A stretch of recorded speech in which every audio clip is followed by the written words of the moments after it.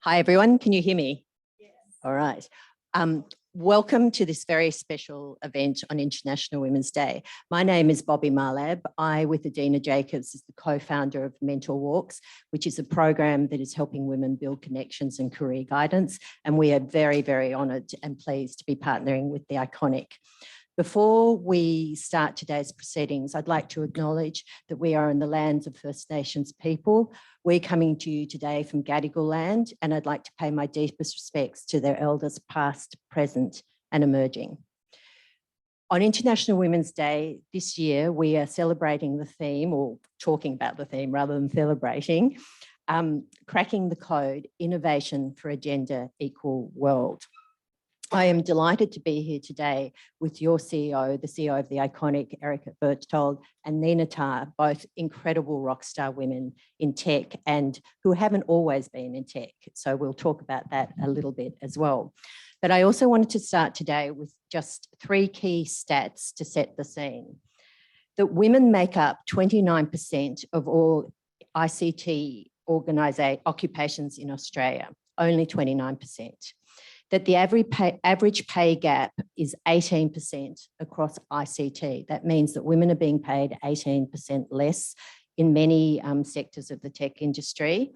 And that despite women making up over half of all Australia's tertiary graduates, they account for only a fifth of IT graduates.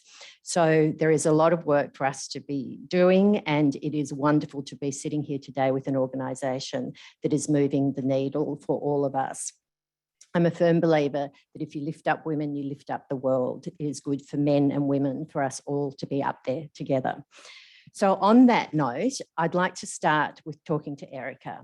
Erica, can you give us a description of your journey as a woman in tech and some of the challenges that you have faced and are facing?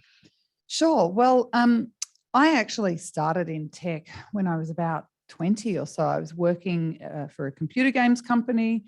And then I was working for an IT distributor, and then I actually moved to a retailer working in their computer division. So actually my early career, whilst it was kind of retail related, was very much tech, and it was all blokes, like all of them. There were not many women at all. And as I worked my way up, I did find that a little bit strange, because I think like the stats that you just said, like, women are only, 20% of uni graduates for IT, but women are 50% of the population. Like, I just don't get it. I don't understand the maths on this whole thing, right? And I think part of it is our natural confidence or lack thereof, perhaps. And I have suffered from that throughout my entire career. Like, of all of the things I've done in my career, do you know what the most daunting thing was? Actually starting at the iconic. And not because I was starting as CEO 5 months pregnant, like you'd think that would be the most daunting thing you could do. It was actually because I was going to be leading a tech team for a business that was equal parts retail as what it is tech. And that absolutely terrified me. So for all of our tech team, you guys terrified me before I knew you. And I just thought, oh my goodness, they're just going to think, who the hell is this person? And what does she know about tech? And I really found that quite daunting. And then as I stepped in and actually started working with them, getting to know them, I mean, I still find them daunting because they're way more of a rock star dresser than I am. I know you called us rock stars. I'm not a rock star. They are the rock stars. But I actually learned that we were more similar than we were dissimilar. And we were just trying to solve problems, and we were just coming at it from slightly different angles. And I thought, wow, isn't that interesting how terrified I was of that? Yet actually it became something really easy to overcome, and something that I just ended up thinking to myself, okay, maybe I should actually have worried about being 5 months pregnant when I started, not the tech bit after all. So thank you, tech team, for, warmly embracing me. Great. Nina. Hello. I have said this to a few people this morning, and I feel like this is a safe place for me to say, this is a career highlight for me. Speaking on a panel on International Women's Day and feeling like I have something to share. So thank you for being a supportive audience and possibly like laughing at some of my jokes. So my career in tech, I'm a lawyer. And I think if I did a roll call, there probably are more non-lawyers than there are lawyers in this room, or potentially a lot of bush lawyers. And what I would say is this: when we are all focused on what is the best outcome for the customer, what does a client-centric product look like, it doesn't really matter what your specialization is, because your experience and your skill set go to making the outcome better. And that is probably my main learning from a long career in tech, which I would say I did not self-brand as being a tech person. I think at some point someone said to me, geez, you've had a long career in tech. And I thought, well, if you worked for long enough, eventually you will say that you work in tech. So when I think about all the jobs that I've loved, and honestly, I've loved all of my jobs, here have been the highlights. I've always been attracted to industries or to companies that are industry shaping. And when I say it that way, what I mean is, what's the current experience now? And what do we think would be a better outcome? And I always put myself at the center of that. So one of my first jobs was at Microsoft, and they had just set up an internet arm. If you can imagine, I know I've just given away my age, but if you can imagine a world before content was free and it was online, and we would be in sessions saying, how are we going to encourage people to log on during the workday? And what type of content do you think they want, like gossipy content or news or sport?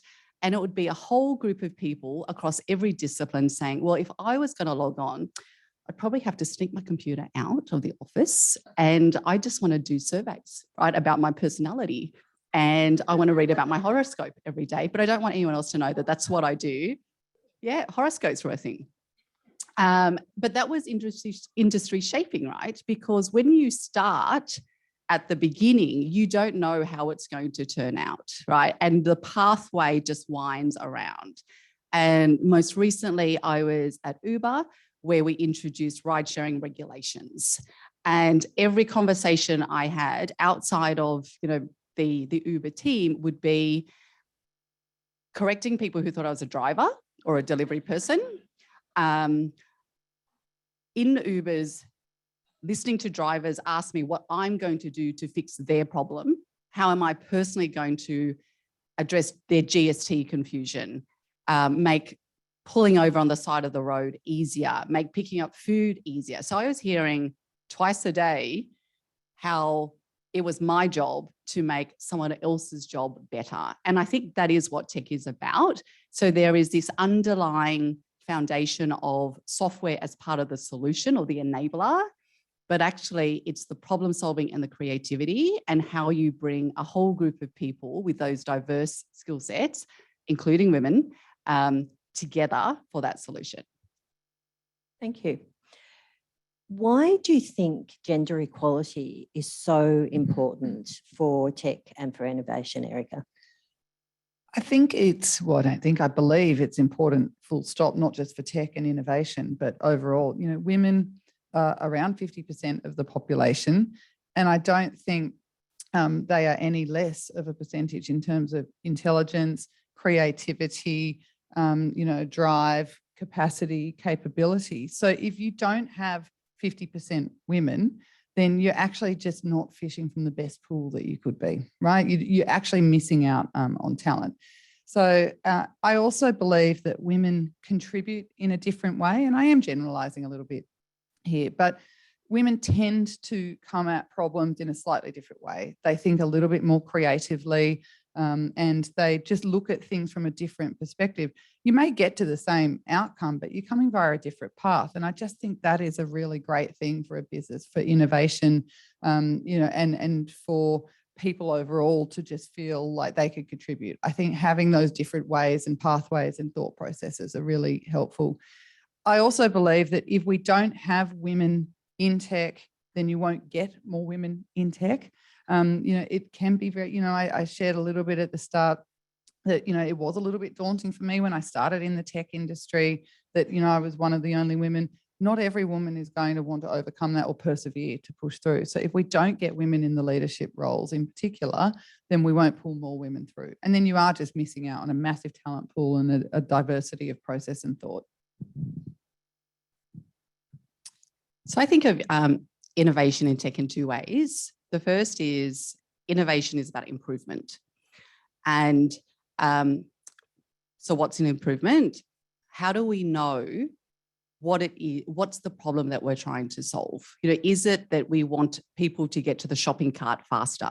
Or is it that we want, when someone's looking for an outfit, and now I sound like I'm using iconic examples because I'm an avid online shopper. How do we find people outfits for the occasions that they're looking for? And then who is in the room having that discussion? So that's how I think about innovation. It's what's the improvement? How are we going to make sure that next week's experience is better than last month's experience? The second thing with improvement is that I think with tech, there's a compressed timetable. So I remember when I first started working, you could go to an R&D team or to the engineers and say, I just want to make this little change to this web page. And they'd say 3 months, do a business case, get it signed off by 3 different people. And in 3 months, we'll think about whether we're going to do it. And now we talk about what is the MVP for non-tech people, the minimum viable product, what does a beta version look like? So there is pressure now to launch quickly.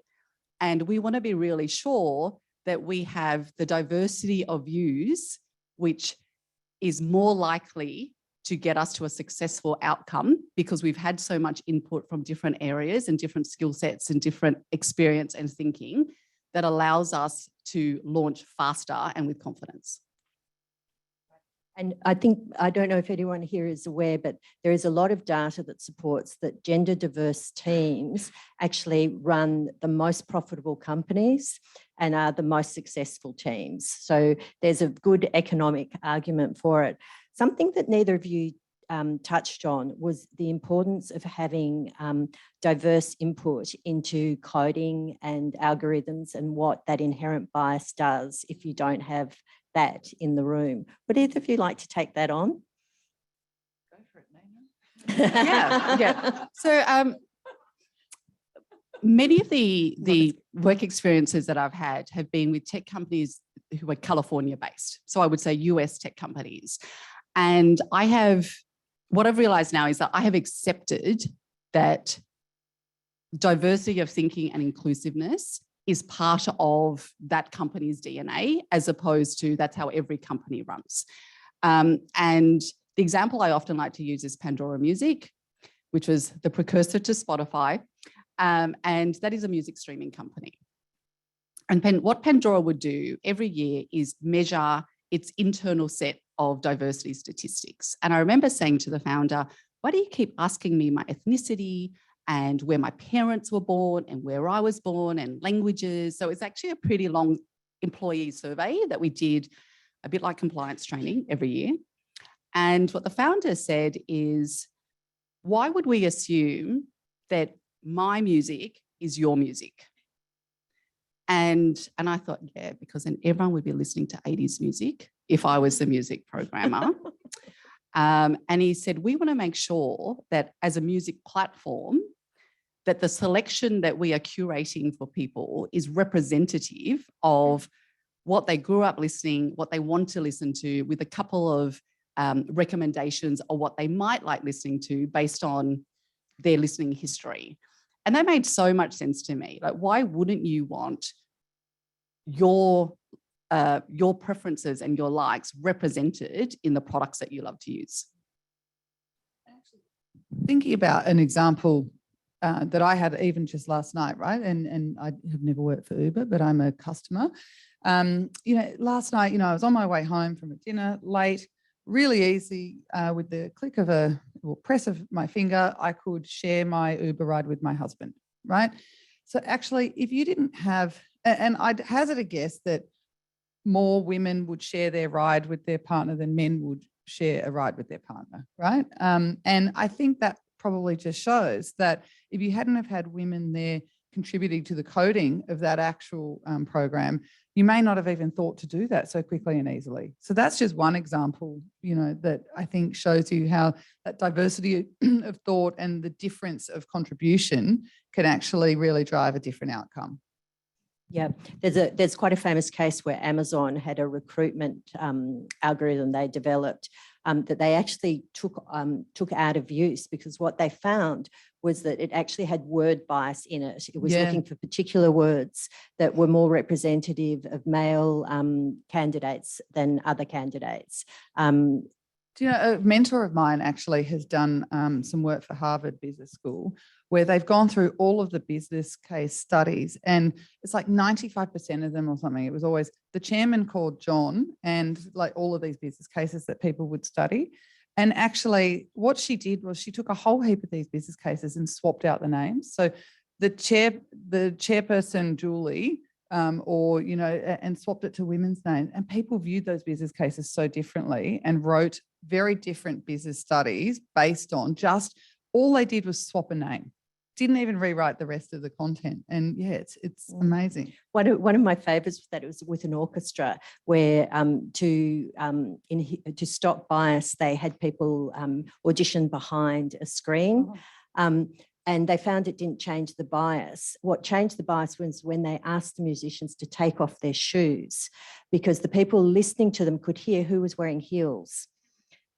So, so it operates in all kinds of very, very subtle ways. Yeah. So, Nina, back to you for a moment. What do you think are now the challenges for women in the workplace, including tech? And do you have any ideas how technology solves that? In fact, we've had one example from Erica just now about Uber. Can I also just add something to Erica's example on the safety feature? That safety work that Uber did happened in Australia and was rolled out around the world. And it started when a group of people in customer support said, we're getting all of these issues coming through, and we think there is a better way that we can address safety. So there was a workshop that was pulled together, and I mean in record time. Someone booked out a conference room at a local hotel. A number of people flew in from engineering and product. Anyone who was basically in the Sydney office could attend, which meant hundreds of people attended. And we had all the usual workshop things, whiteboards, sticky notes. We broke out into groups and put, what are the types of features that you think we could do? What else could we do? Not just features. Is it email messages? Is it refer a friend? And all these ideas were put up, and then we prioritized the low-hanging fruit, things that didn't need engineering support, and then just started pushing them out. It was really fast, and it sounds incredible because it's on an app, but there are things that you can do when you bring minds together or focused on fixing a problem. Okay, challenges for women. I think I'm going to start by identifying as a woman, and also saying I don't assume that I speak on behalf of women. And when I was talking to Lynn, I said, what I said to her is, how do I make my language more inclusive? And I was very fortunate that she spent some time with me talking about how I may want to represent myself. So here's what I would want you to know, in addition to me being a woman. I also identify as a refugee and a first-generation migrant to Australia. And I grew up in an area or in a town where a really good job was a labour, or what we used to call blue-collar jobs at the local steel manufacturers. So that's Wollongong, if you didn't guess, or if you guessed Newcastle, right? It's Wollongong. And the reason I share that is that, these are my experiences coming from a place where education was really important. If anyone here is a first-generation migrant, it will not surprise you that my parents insisted that I study law, and then I became a lawyer. The second thing is that financial security has always been important to my family and also to me. So they're the two. That's sort of the lens that I bring my perspectives and I want to share with you. So here are the experiences or the opportunities for women in the workforce. The first is community and connection. And I can see a couple of people in the room nodding. The reason that I call out community and connection is when I look at the sea of faces, we have all come together for a reason today. And I think it is that we are looking for connectedness, and we are looking to build a sense of safety and security in the way that we want to feel safe. And I think that's important in the in the workplace, because when you feel like you can be the person that you feel safe showing, it then allows you to make the type of contribution that you feel is true to yourself. And when I was practicing this line with my husband, honestly, his feedback was, oh my God, do you say stuff like that in public? like your Instagram, right? And I say it, and I appreciate when other people say it. So it may not float your boat. You can talk about teamwork. That is the same as community building, right? Inclusiveness, community building, and connectiveness. The second thing that I want to talk about is role modeling. Now, I called this one out because it's finding the person who allows you to set the direction that you want to move towards in your career. And when I think about the role models that I've had, they have ranged from someone who is, sort of the next role that you might want to be promoted into, or 2 roles above that. And now I think far more broadly, it's what is that behavior, or what's that skill that I am seeing in another person? And how do I close that gap between what I'm seeing and where I think I am now? And for me, it's about leading with kindness, because I think that when you treat people with respect and you create a safe place, they want to work with you, right? And when you have a group of people who want to work with each other, you get the type of outcome that we want to create in a business. So that's why I talk about role modeling. And then how does tech solve for this? So shout out to the Iconites in Alexandria, who did not have to reorganize half a day to make it into the city to attend a half-hour function.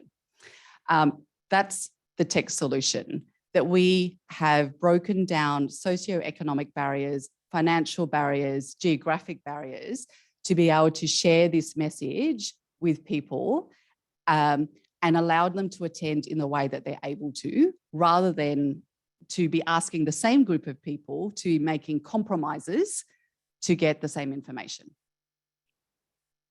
Thank you. Erica, you and I have known each other for a few years now. Yes. I had the honour of first meeting you when you were leading Rebel Sport. Yep. And you always blew me away with the way you organised your life when you were on maternity leave and coming back to work, and you did things differently. You made things work for yourself.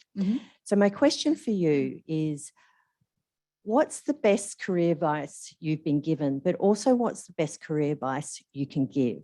And what are some of the things that you have done differently or that have worked for you that would help other people at different stages of their life? Okay, so kind of more generic career advice would be to be brave, not confident, right? Because if you wait until you're confident, you may actually never get started and give something a go, because it takes a lot to become confident. So just be brave. Throw your hat in the ring, give it a crack. Oh, you're 5 months pregnant. Why not become a CEO? And then that leads to my second piece of advice, which is don't overthink things, right? Like if you think of that example of I've got 3 children, and for each of them, I took around 10 weeks parental leave on the back of that. And some people could say, oh, but how did you do it? And what did you think of it? And how did you organize it? Just don't overthink it, because if you actually stop and think about it too much, you might not actually do it, because it just seems a little bit too crazy. But just trust that you're a capable, clever, creative sort of thinker and person, and hopefully you've chosen wisely with who you're having children with, and they're there riding shotgun with you as well, like helping you out a bit, right? Because I do have a really great husband that, helps support as well and plays an active role. But, you know, there's just little things that you could, like when I was coming back from, you know, parental leave at work, I eased back into it a little bit. Actually, I've got an ex-colleague of mine from Rebel who's here. Paul, do you remember I used to hire that room at Balmain Library. It costs like $200 for a day or something because it's this daggy old library. And I'd actually asked the executive team to just come and meet with me there so that I didn't have to drive all the way out to the office out at Homebush because I was, you know, trying to get on top of feeding a baby every 4 hours. That is a punish. That's a whole other conversation. But and I got hints and tips for any of you that you know, need to plan that. But little things like that. Just hire a room at the library and ask people to come to you. They don't care. They actually love getting out of the office a bit. Or you know, just don't try and do everything. Like, don't sweat the small stuff. Like, if there's stuff that somebody else can do for you, then let them. There's things like a meal service called Dinner Ladies, gold, like just have lasagnas in the freezer. But there's also, like, you know, things for women that don't have families. Like, not every woman wants to have a family. And, you know, I respect that as well. But there's just ways of organizing your life, I guess. So, yeah. Can you talk to us also, before we turn on to Dina, just about the role that mentors or have played in your life? Yeah, look, in particular, I had one really good mentor, Katie Page, who's the CEO of Harvey Norman, like Jerry's wife, and she really took me under her wing. And that business overall, like, took me under its wing a bit, but just taught me just to not be pigeonholed in my role and just to think my role starts here and finishes here. Just have a go, give it a go. Don't lose the lesson. Like, so, and actually that's something that I talk a lot about in this business here. Okay, something didn't play out the way we wanted it to. Well, what was the lesson you learned? Don't let that be a total waste, like, in a total loss. Like, have something that you've gained from that situation. And yeah, and that gave me a lot of confidence early in my career, and being told, you know, that if I'm not making mistakes, then I'm actually not trying hard enough, because you're just playing in the safe zone, and you're never going to radically grow a business or drive really great results if you're just playing in the safe zone all the time. You've actually got to, you know, roll the dice a bit sometimes. So. Thank you. Nina, what about the best advice you've received? Everything that Erica just said, I agree with. And definitely on the lasagnas, which I hadn't thought of. Yeah, Dinner Ladies and the lasagna. Okay, sorry. So Erica would like free food from lasagna specifically. And not just from Dinner Ladies. I'm pretty sure she'll accept lasagna from anyone, as would I. I think the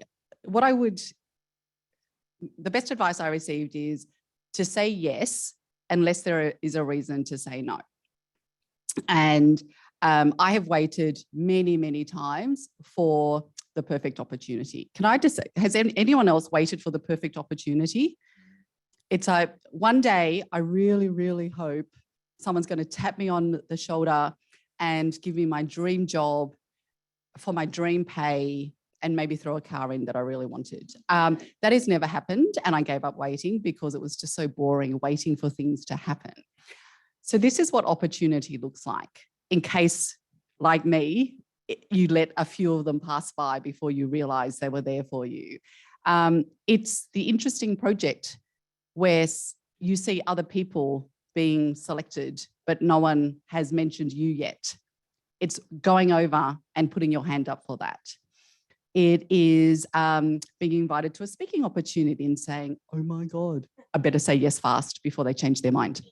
It is seeing a course which isn't directly related to what you do day to day, but you know, you're in a team that goes through a lot of change management, and maybe you want to learn what change management is as well.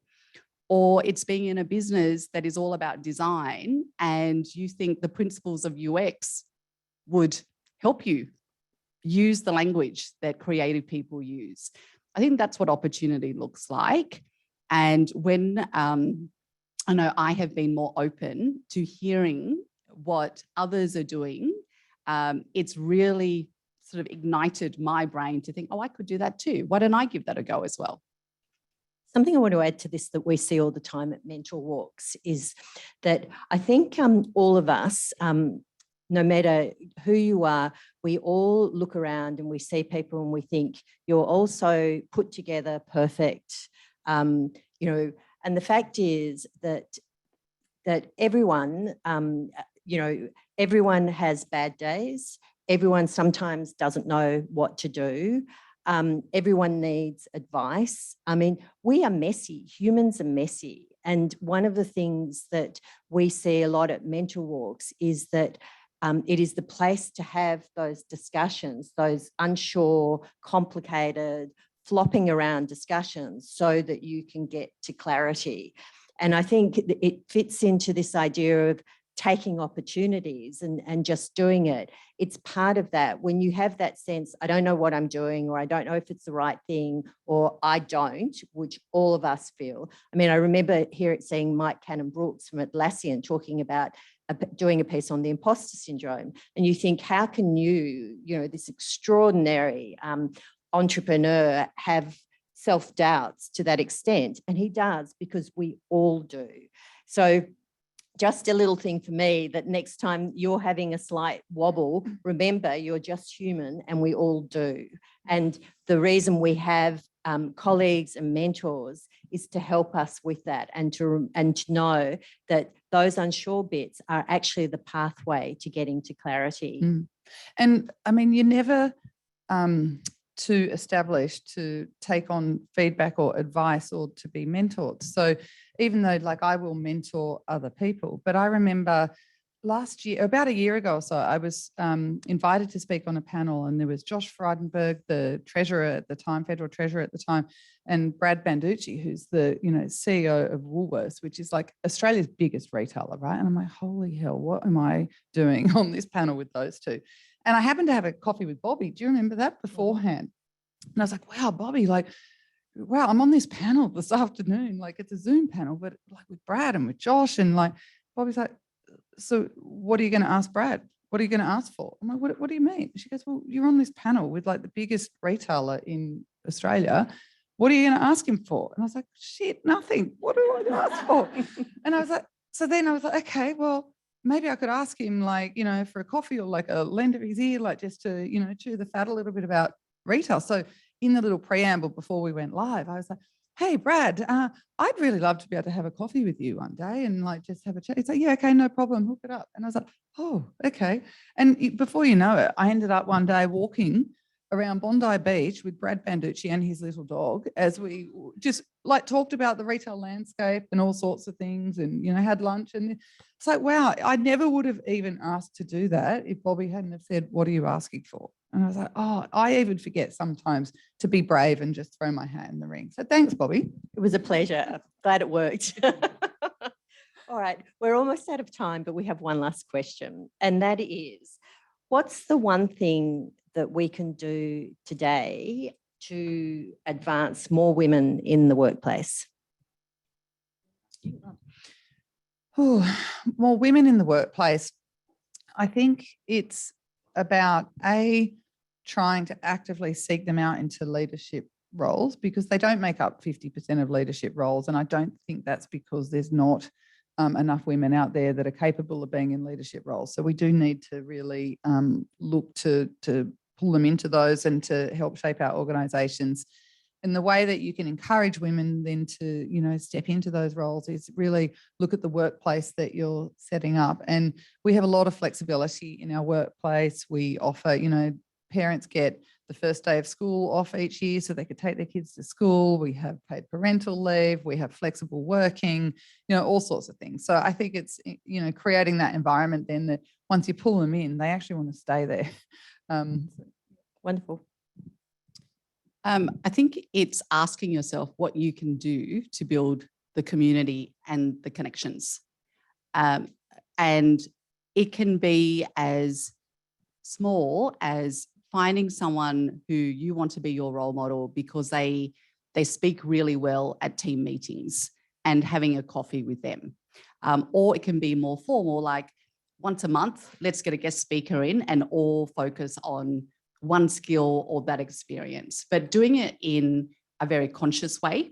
So not waiting for it to happen, like someone else will organize that. They don't, right? It's not someone's job to make sure that you are doing the best you can in your job. So think about it as a personal responsibility. What can I do to improve myself? What can I do to improve someone else? Great. So sadly, we are out of time. I think we could have spoken for a lot longer, and it would have been lovely to also hear your questions. But thank you so much for joining us today. Thank you. Oh, we can do questions, I've just been told. Are there any questions, including those online who would like to put them in chat? Yes. Hi, I'm Liz. A question, you spoke about, I guess, sort of different courses that people could do and everything. And I think just thinking about sort of tech more broadly and, you know, the theme of cracking the code, you know, obviously we work in a tech business, but not everybody works within the tech team. And I think that sometimes that thinking about tech within our own lives, whether it's personal or professional, can seem quite unattainable. Are there any sort of practical ways that you could think about how people can think about tech in their own lives, and what are the ways that we might, I guess, sort of look at either experiencing that or just starting to, I guess, sort of burn that curiosity as a way to get into it? Do you want to take that? Yeah, sure. The thing that I think is really exciting about tech is that it's no longer this thing that you need to go do a 4-year uni degree to actually be qualified from a tech perspective. And we're exploring this further with the Tech Council of Australia, actually, about how, particularly with women that are coming back from parental leave, how they might be able to upskill themselves a bit to get into the tech industry or into some sort of a tech role. And there's lots of different courses and things out there that you could do, just little spot courses. And I think that's actually what's really exciting, that it's not this big sort of commitment that you have to do like a uni degree. And I mean, even the Tech Council of Australia, the chair of that, Robin Denholm, she only entered the tech industry when she was about 35, late 30s, I think she said. And she's actually now the global chair of Tesla. And I'm just like, wow, she's like a lady from Milpera who ended up, you know, in tech later in life after she was coming back from parental leave, and is now the global chair of Tesla, the chair of the Tech Council of Australia. I just find that so inspiring. So, I think it's important to know what your product is about and what other people are doing in the same space. And that applies across all industries, not just tech. So, for example, I've shopped on The Iconic, but I also shop on Farfetch, and I also shop on eBay and Facebook Marketplace. And I don't pretend that's research, but it's a comparison point, right? And it allows you to show that in your, when you are putting your mind to how to solve a problem, what you're actually applying is the user lens.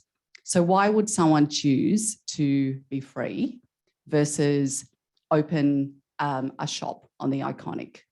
And what's your view on that? Do you agree? So that is not about a formal qualification. I think it's about the user experience. The second thing I would say is that socials are currently one of the ways that we are communicating as businesses to our users. And it's knowing how they work. So I'm sure many people here have Instagram accounts and Snapchat. So it's not really about downloading the app. It's how do you actually make money? How do you connect with people? Is it getting to 10,000 likes, or do you need to have 9 million followers? How many comments actually generate revenue? So it's understanding what the business model is that lies behind what our communication tools are to the customer, and then making sure that we're actually following that business model or doing something else and having a reason for that. So we don't want to be sleepwalking into success, but actually understanding what the tools are that make us successful. Also, micro-credentialing is a burgeoning industry. So many companies, including Google, have an incredible array of micro-credentialing courses that allow you in a short amount of time to get have, learn something important. And there's also a lot of free education out there. The Khan Academy, the General Assembly run some. There are an enormous amount of short courses, many of them free, that are there for all of us. So I don't know if that's helpful, but certainly something. We have time for one more question. Yep. I have a question that's come through from one of our Mentor Walks participants, dialing in. How can vulnerability be a strength, particularly in those areas of the business that may be male-dominated?